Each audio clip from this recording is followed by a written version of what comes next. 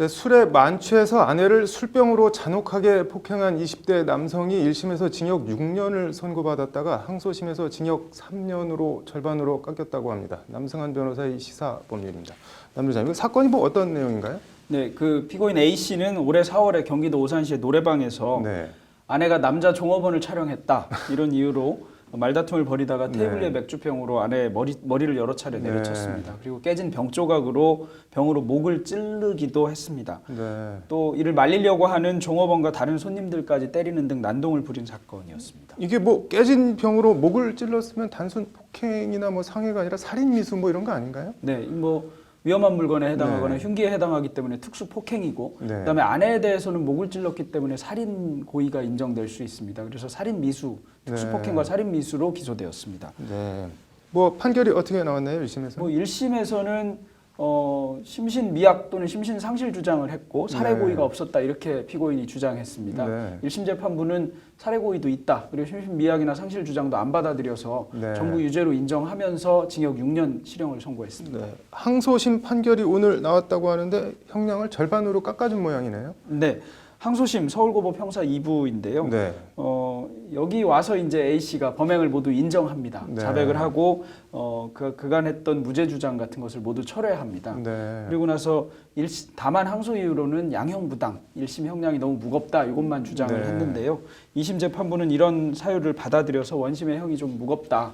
그래서 부당하다 이렇게 받아들였습니다. 네. 재판부는 구체적으로 뭐 피고인이 범행을 모두 인정한다. 그리고 깊이 반성하는 태도를 보이고 있고 특히 아내를 포함한 피해자들과 합의했다는 점을 들고 있습니다. 네. 뭐 그러면 통상 이렇게 1심에서 지고 난 뒤 항소심에서 이렇게 납작 엎드려서 뭐 잘못했다, 뭐 반성한다 하면 이렇게 깎아주는 게 보통의 경우인가요?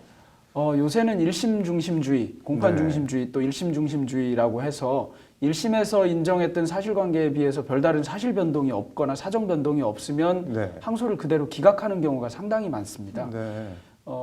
좋지 않은 전략 중에 하나로 일관성이 없는 전략, 네. 일관성이 없는 변론을 하는 것을 드는데 1심에서 계속 무죄 다투다가 항소심에서 바로 납작 엎드린다고 해서 무조건 깎아주지는 않고요. 지금 같은 경우에는 피해자와 합의한 사정이 더 중대하게 작용했을 걸로 봅니다.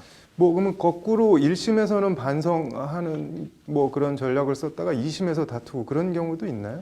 네, 아주 이례적이긴 합니다만 네. 있을 수 있습니다. 굉장히 영리해야 하는 건데요. 네. 피고인이 1심에서 반성하고 네. 뭐 다 인정하겠다 이렇게 얘기하고 예를 들어 집행유예 판결을 선고받습니다. 네.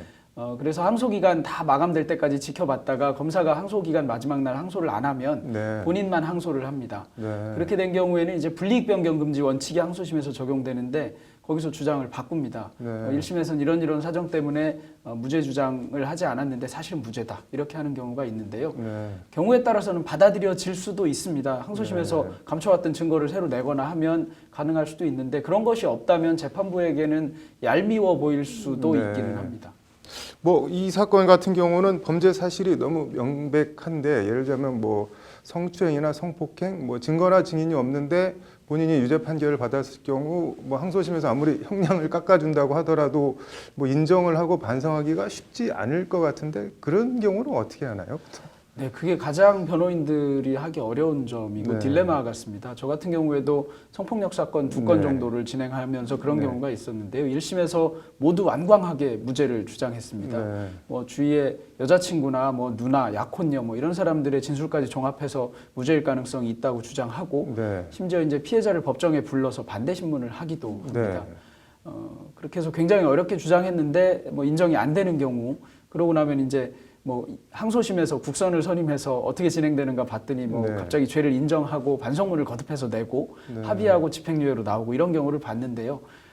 피고인도 고민스러운 일이기는 할 것 같습니다. 근데 네. 굉장히 어려운 일이고 다만 그 실형을 선고받아 있는 것이 너무 괴롭기 때문에 그러는 것인지 아니면 네.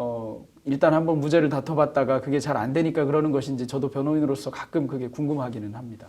뭐 이 사건 경우에 뭐 진심으로 반성을 했는지 반성 전략으로 나는지는 모르겠지만 같은 사건의 형량을 이렇게 절반 뚝 깎아주는 게 조금 뭐 그런 측면도 있어 보이네요. 오늘 잘 들었습니다.